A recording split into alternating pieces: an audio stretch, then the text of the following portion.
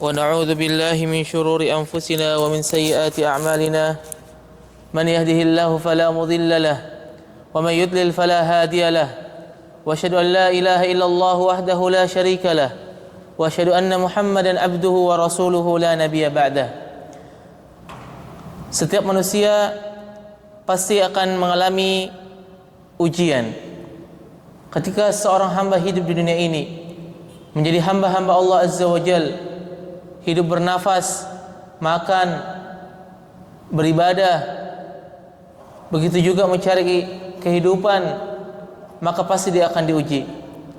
Selama jantung masih berdetak, maka kita akan pasti diuji.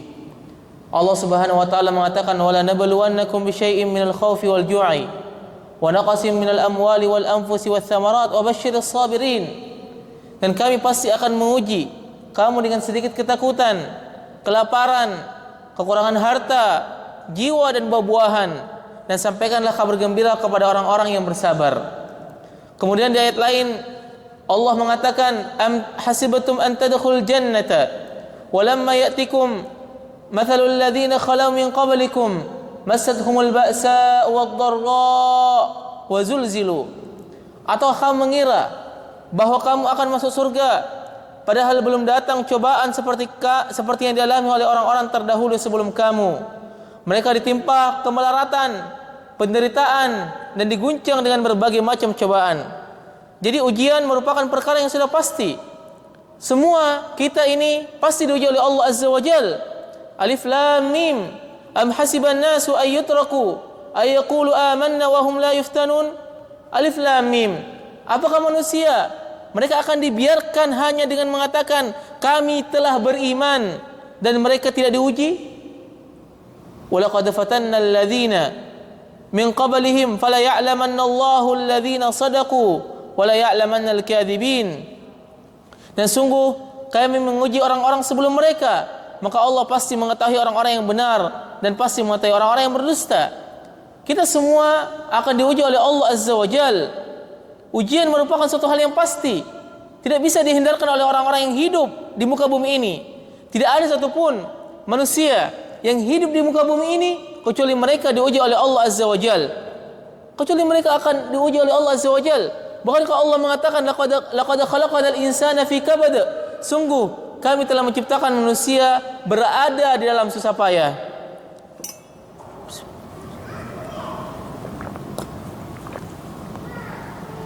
Manusia tidak luput dari ujian, jamaah sekalian.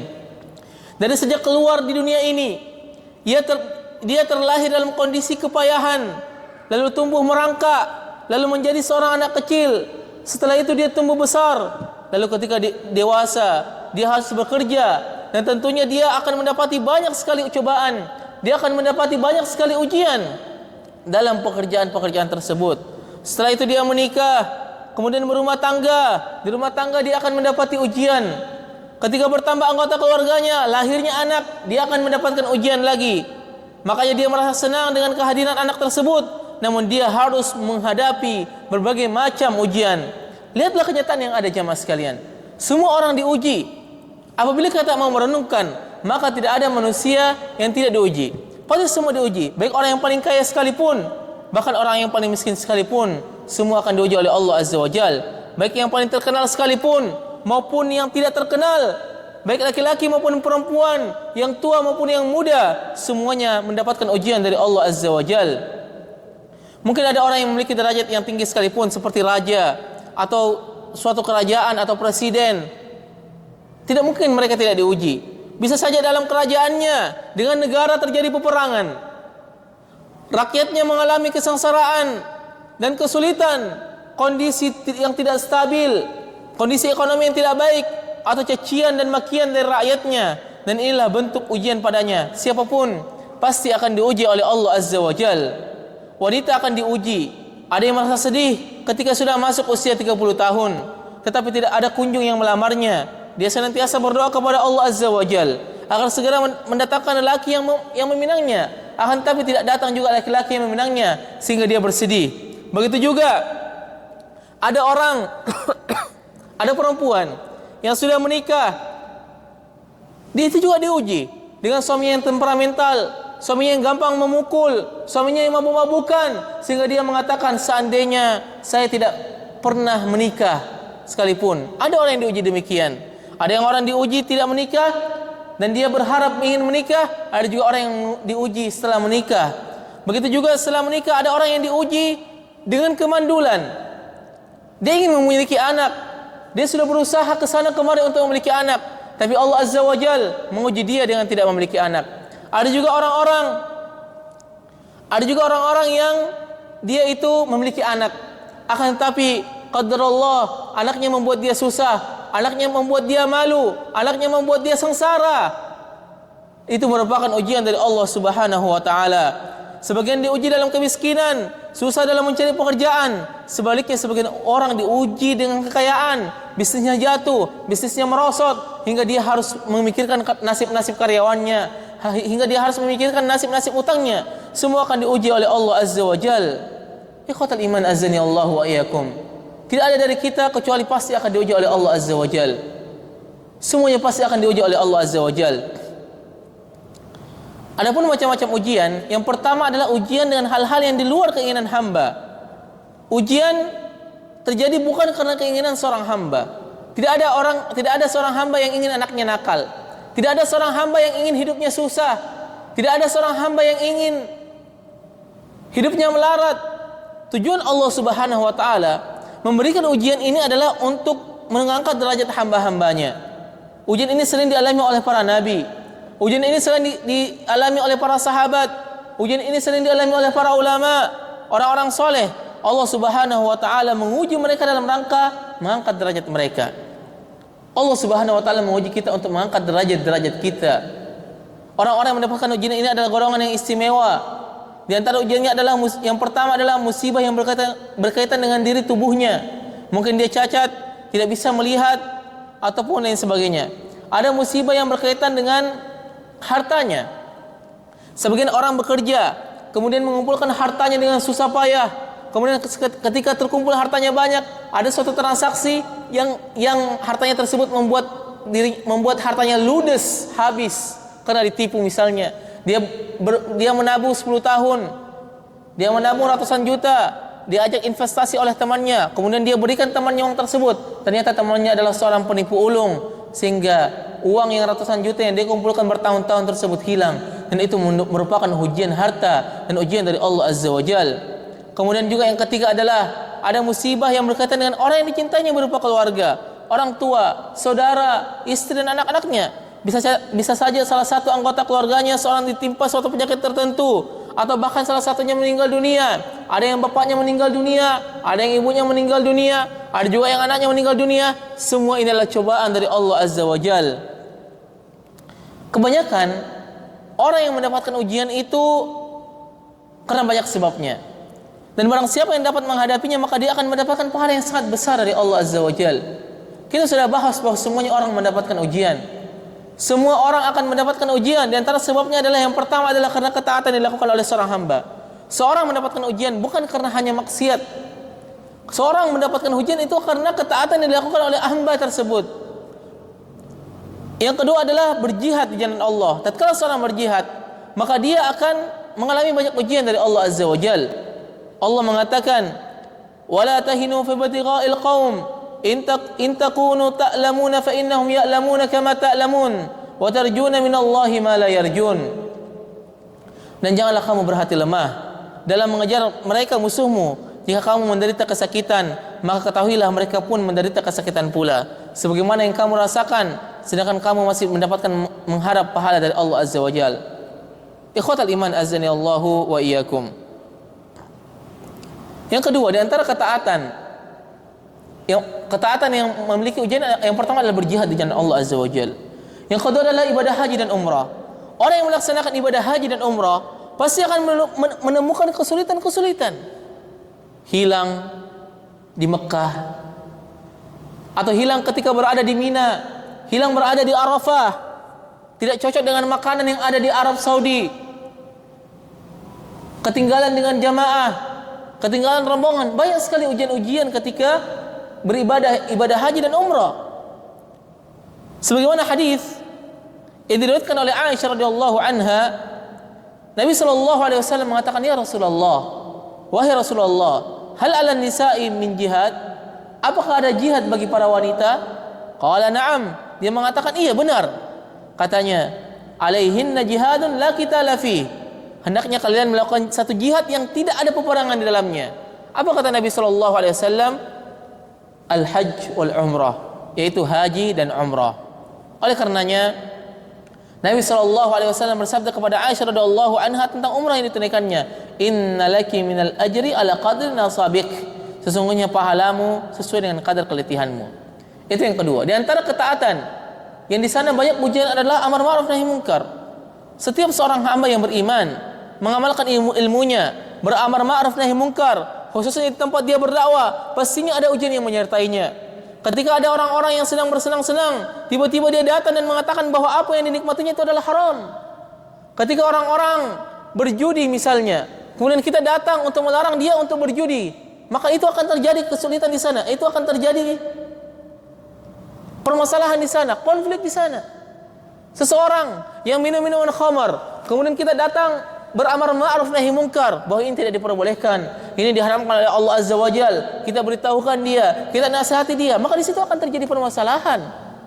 Orang-orang mungkin membenci kita sebagaimana para nabi, mereka dibenci oleh kaumnya ketika mereka mengatakan wa'budullah, sembahlah Allah, akan tapi kaum para nabi tersebut membangkang kepada nabi. Ingatkah kita Nabi Muhammad sallallahu alaihi wasallam, seorang yang sangat sempurna di dalam sifatnya, di dalam akhlaknya, lembutnya beliau dalam berdakwah. Beliau menimpa berbagai macam banyak ujian dari Allah Azza wa Jal. Nabi sallallahu alaihi wasallam dikatakan majnun, sebagai orang gila. Nabi sallallahu alaihi wasallam diusir dari tempat tinggalnya, dari tempat kelahirannya, dari Mekkah, sehingga beliau hijrah dengan Abu Bakar As-Siddiq ke Madinah. Beliau pernah dilempari kotoran di Taif, akan tetapi beliau bersabar dalam melaksanakan ujian ini. Apalagi amar ma'ruf nahi munkar ini banyak sekali ujiannya. Maka dari itu Allah Subhanahu wa taala berfirman, "Wal 'asr," demi masa, "innal insana lafi khusr."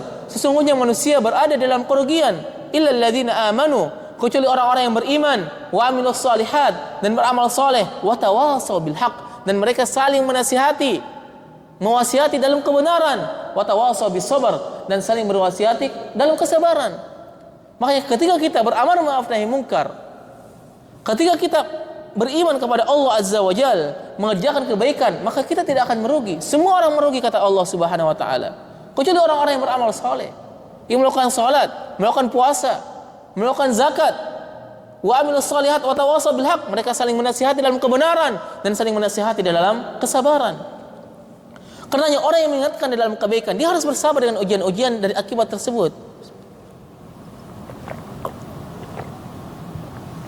Jangankan kita mengingatkan umat terhadap kejelekan yang dilakukan, kita mengingatkan keluarga kita sendiri, pasti akan terjadi permasalahan, dan kita harus sabar dalam hal tersebut.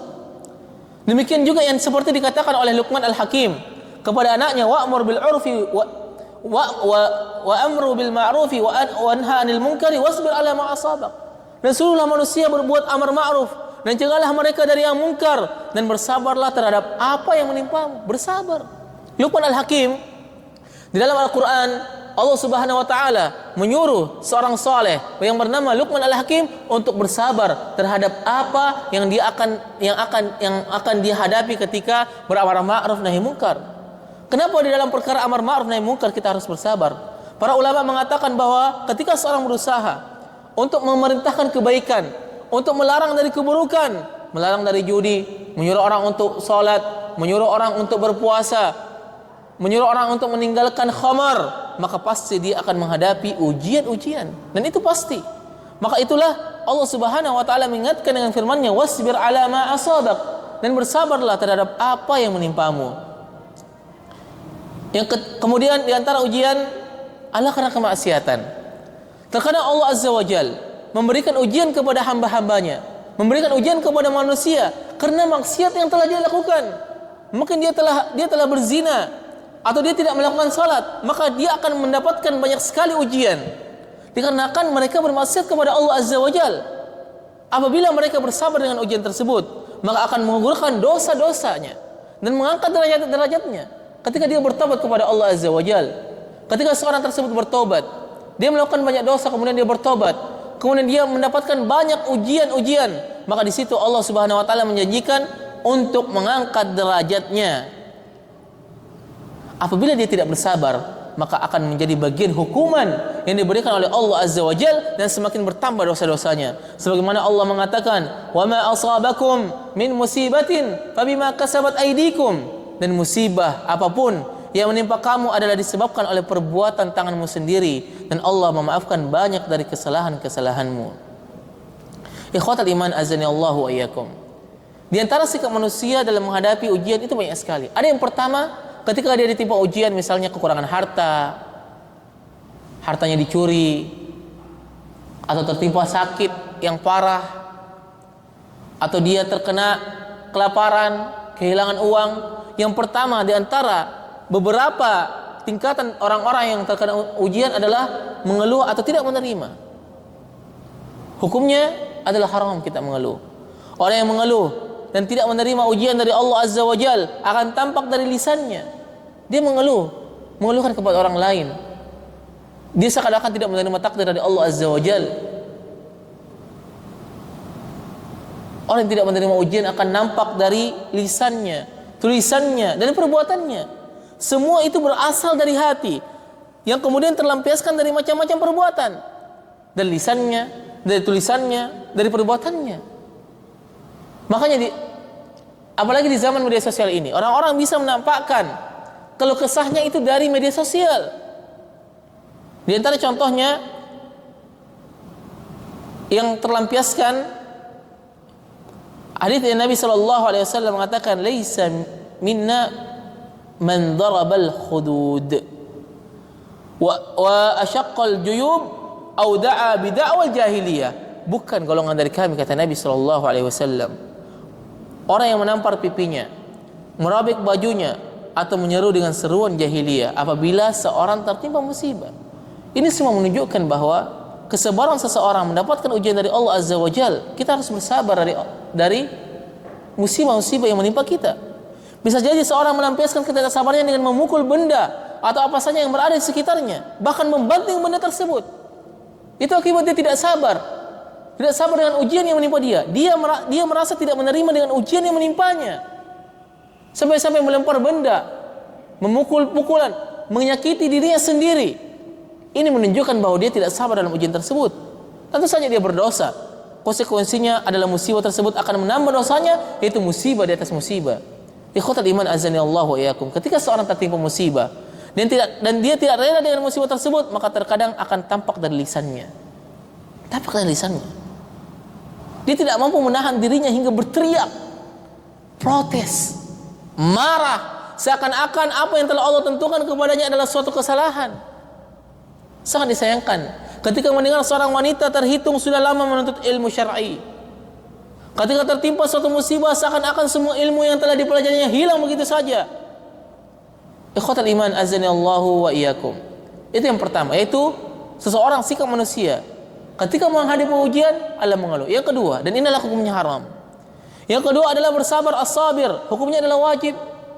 Ketika kita tertimpa musibah, ketika kita sakit, ketika harta kita hilang, atau kita tidak memiliki anak, ditolak dari lamaran kerja, hukumnya wajib untuk bersabar. Seorang yang tertimpa musibah pasti hatinya akan sedih, dan itulah sifat manusiawi. Tetapi dalam hal ini dia mampu untuk menahan diri, baik lisan maupun perbuatannya. Dia sabar, menahan dirinya. Hatinya mungkin merasa sedih, namun sejatinya dia menerima musibah tersebut, meskipun dia tidak suka dengan hal tersebut, namun dia berusaha tetap sabar. Orang yang melakukan hal ini akan mendapatkan pahala dari Allah Azza wa Jal. Kemudian di antara tingkatan orang-orang yang terkena musibah adalah ridha terhadap dengan musibah. Ketika Allah Subhanahu wa taala memberikan ujian kepadanya, apakah dia sakit, kehilangan motor, kehilangan mobil, dia tidak merasa perih, dia tidak merasa marah, ataupun ada menyesal di dalam hatinya. Bahkan dia menerima ujian tersebut karena dia merasa ridha dengan ujian yang Allah berikan kepadanya. Dan ini adalah tingkatan yang paling tinggi ketika orang tertimpa musibah. Tentunya derajat ini lebih tinggi daripada sabar. Adapun hukumnya terdapat khilaf di antara para ulama berkaitan dengan hal ini. Sebagian mereka berpendapat bahwasanya hukumnya adalah wajib, sedangkan yang lain berpendapat sunnah. Yang benar adalah hukum dalam permasalahan ini adalah sunnah, hukumnya untuk ridha terhadap apa yang musibah yang terkena oleh kita. Yang terakhir adalah tingkatan manusia adalah bersyukur kepada Allah Azza wa Jalla. Ini termasuk merupakan derajat yang paling tinggi ketika seorang tertimpa suatu ujian. Dia merasa senang dengan musibah tersebut. Baginya tidak bermasalah jika musibah tersebut senantiasa bersamanya. Tentu sangat sulit untuk mencapai derajat ini. Itu dia merasa bersyukur kepada Allah Azza wa Jalla. Dia bersyukur bahwa ternyata Allah masih memperhatikan dia, sehingga Allah memberikan dia musibah, sehingga dia bersyukur dosa-dosanya tersebut bisa diampuni. Dia mengetahui bahwasanya Allah ketika memberikan dia musibah, dia akan diampuni dosa-dosanya, diangkat derajat-derajatnya. Bagaimana cara orang mencapai derajat ini? Adapun hal-hal yang perlu diperhatikan agar seorang bisa bersyukur dari musibah adalah yang pertama adalah melihat kepada orang yang lebih susah. Ketika kita berada dalam kesulitan, maka lihatlah orang yang paling susah. Betapa banyak orang yang lebih susah dari kita. Ketika kita hanya mampu untuk makan 3 kali sehari misalnya, tidak bisa beli snack, tidak bisa beli buah-buahan, hanya bisa makan 3 kali dengan lauk sederhana, maka lihatlah orang-orang yang berada di bawah kita. Ini sebagaimana disabdakan oleh Nabi SAW, yang diriwayatkan oleh Abu Hurairah, "Undur ila man asfala minkum." Lihatlah kepada orang yang berada di bawah kalian. Lihatlah orang-orang yang berada nikmatnya di bawah kalian. Kalian masih bisa jalan, lihatlah orang yang lumpuh. Kalian lumpuh, lihatlah orang-orang yang tidak bisa berbicara dan lumpuh. Ada juga kita pernah melihat orang-orang yang tidak memiliki kaki, dia hanya berjalan dengan tangannya. Masih banyak orang-orang yang lebih sulit daripada kita. Jangan merasa kita yang paling sulit. Jangan merasa kita orang yang tidak disayangi oleh Allah Azza wa Jalla. Makanya agar kita bersyukur kepada Allah Azza wa Jalla, lihatlah yang di bawah. Unzuru ila man asfala minkum. Lihatlah kepada orang yang berada di bawah kalian. Wala tanzuru ila man huwa fawqakum. Dan janganlah kalian melihat orang yang berada di atas kalian. Fahuwa ajdaru alla tazdaru ni'matallahi alaikum. Karena sesungguhnya ketika kita melihat di atas kita, ketika kita melihat orang yang nikmatnya diberikan nikmat oleh Allah Subhanahu wa taala lebih besar, sesungguhnya itu lebih pantas, karena hal itu bisa membuat kalian rendah melihat nikmat Allah Azza wa Jalla kepada kalian. Makanya siapa saja yang tertimpa musibah, hendaknya dia tetap bersyukur kepada Allah Azza wa Jalla. Karena jika direnungkan, sejatinya musibah yang ditimpakan kepadanya lebih ringan daripada orang lain.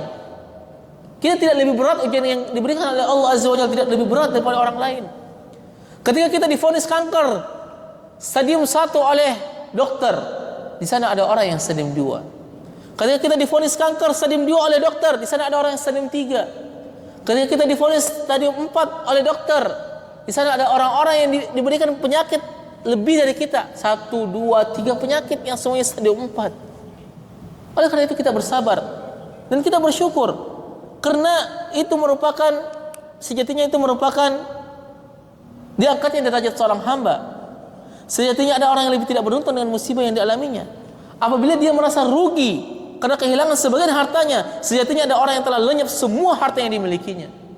Ada orang yang lenyap ketika ada orang yang hartanya tersebut ludes dalam semalam, ketika dia terkena tsunami, ketika banjir, ketika terkena kebakaran.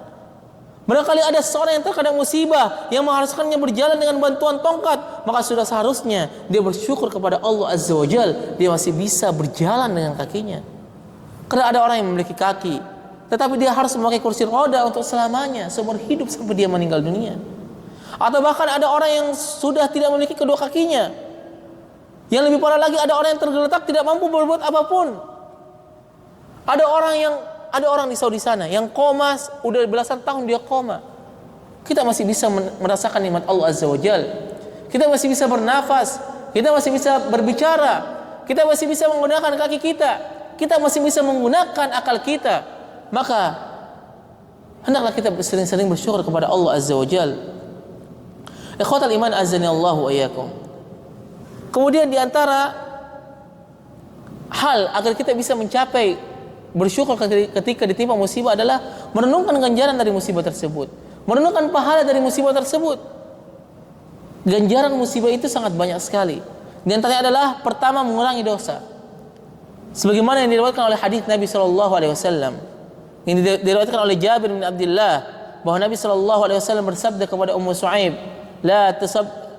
kata Ummu Al-Musayyib, la tasubbi al-humma fa innaha tudhhibul khataaya bani Adam kama yudhhibul kiru khabathal hadid. Janganlah mencela demam, karena dia akan menghilangkan dosa-dosa Bani Adam. Demam itu di antara ganjarannya adalah menghilangkan dosa-dosa Bani Adam, sebagaimana alat besi menghilangkan karat besi. Demam saja mampu menghilangkan dosa. Demam, bagaimana dengan penyakit yang lebih parah daripada itu? Contoh lain, ada hadis yang diriwayatkan oleh Ibnu Abbas, sebagaimana Nabi sallallahu alaihi wasallam bersabda, wa kan Nabi sallallahu alaihi wasallam idza dakhala ala maridin ya'udu qala la ba'sa tahurun insyaallah. Apabila Nabi sallallahu alaihi wasallam menjenguk orang yang sedang sakit, maka beliau berdoa, tidak mengapa, semoga penyakit yang menimpamu menggugurkan dosa-dosamu jika Allah menghendakinya. Makanya ikhwatal iman azani Allah wa iyyakum, mari kita selalu berhusnuzon kepada Allah Azza wa Jalla terhadap musibah-musibah yang menimpa kita. Selain itu, ada hadis dari Nabi sallallahu alaihi wasallam mengatakan, ma yusibul muslim min nasabin wala wasabin wala hammin wala huznin wala adan wala ghammin hatta syaukati yushakuha illa kaffara Allah biha min khatayah. Tidak seorang muslim ditimpa dengan keletihan, dia letih, dia mencari nafkah letih, dia mendidik anaknya letih, mendidik muridnya letih, penyakit, kesedihan, kekhawatiran, kegelisahan, hingga duri yang menimpanya, melainkan Allah akan menghapuskan dengannya dosa-dosanya. Allah akan menghapuskan dosa-dosanya ketika dia terkena dengan musibah-musibah tadi, letih, penyakit, sedih, khawatir, dan lain sebagainya. Segala keletihan yang didapatkan dari pekerjaan atau aktivitas apapun, maka itu di sana ada pahala di sana. Penyakit, baik pusing, sakit kepala, sakit kaki, kesedihan masa lalu yang membuat orang sedih karena mengingat masa lalunya, mengingat orang tuanya kemudian dia membuat dia sedih, kekhawatirannya di masa depan, bagaimana nasibnya di masa depan kelak, segala kegelisahan yang membuat hatinya tidak tenang, maka itu semua akan mengurangi dosa-dosanya. Makanya kita renungkan, ketika kita tertimpa musibah, maka ketahuilah bahwa di sana ada pahala-pahala yang menunggu kita. Ketahuilah di sana ada dosa-dosa yang Allah ingin hapuskan kepada kita.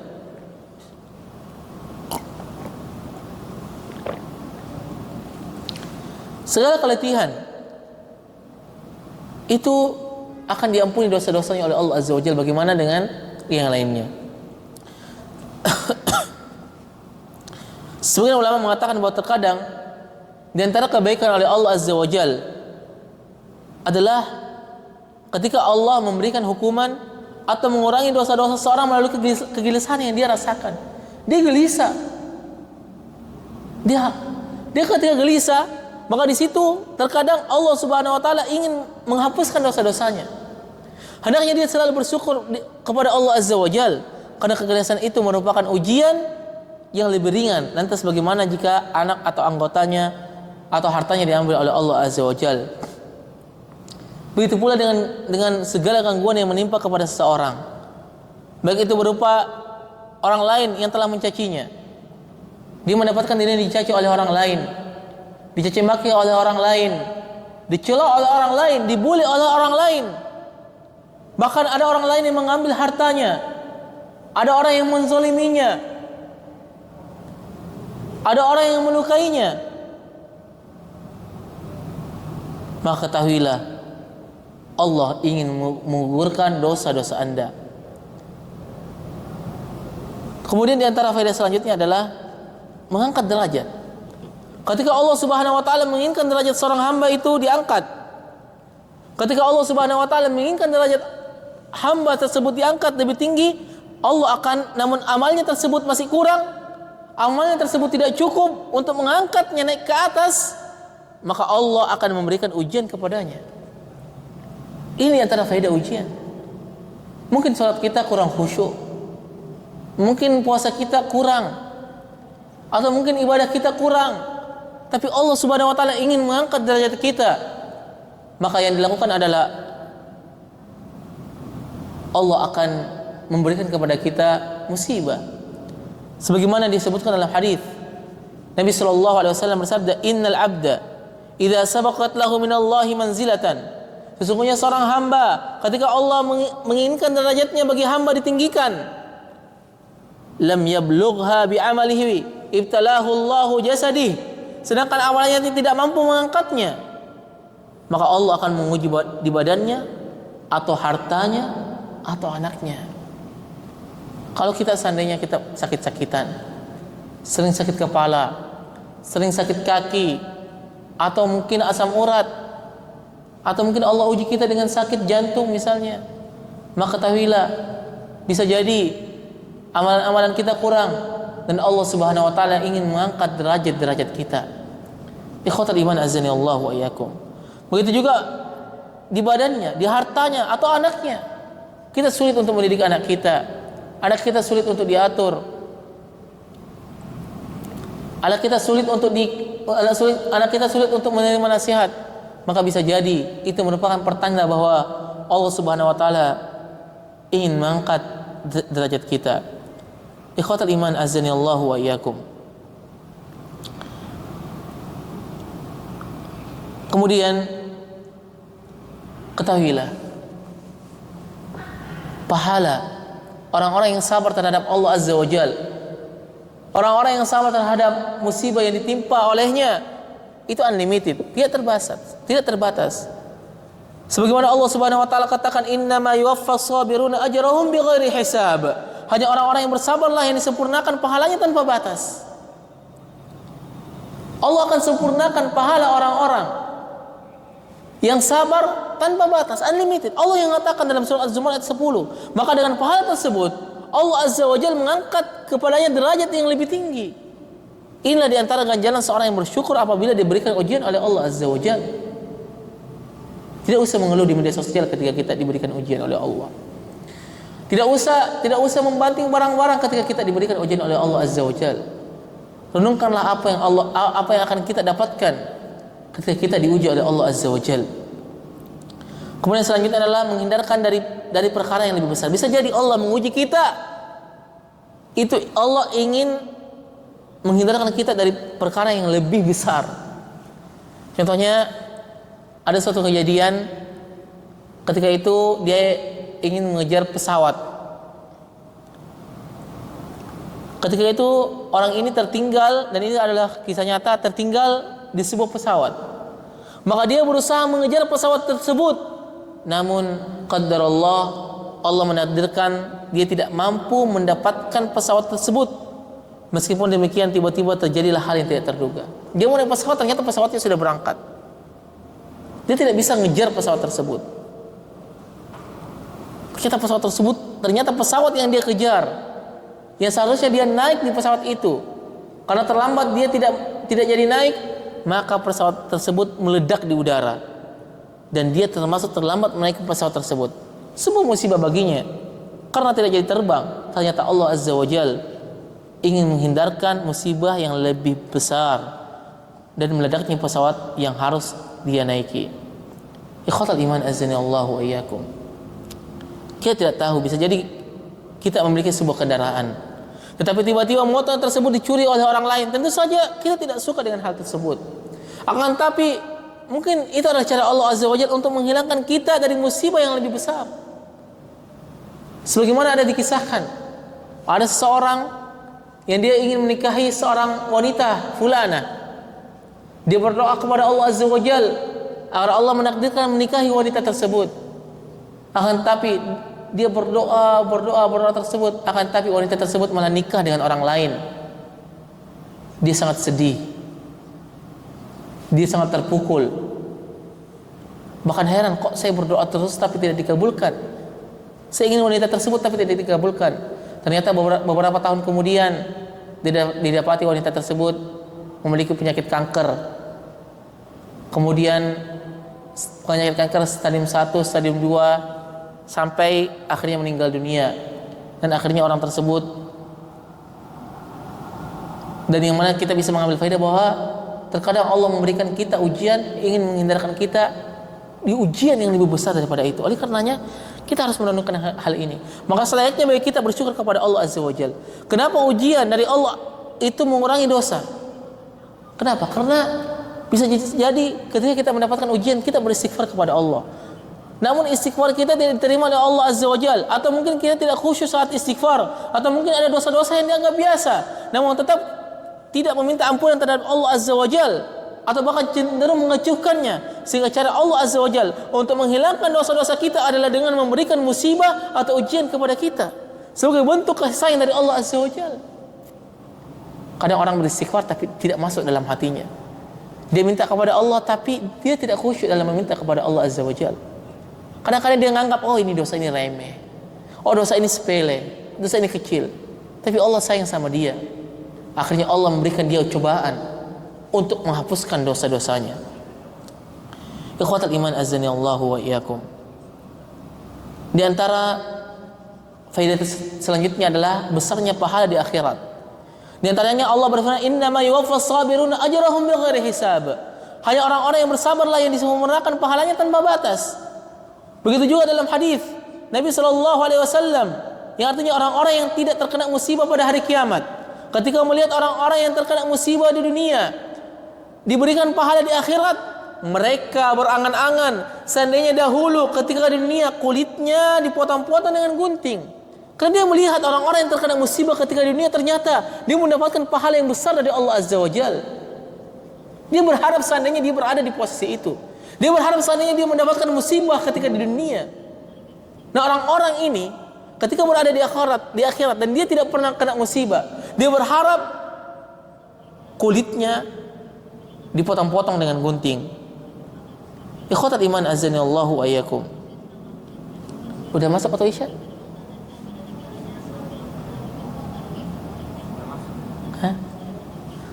Terakhir di antaranya adalah merenungkan musibah-musibah ini.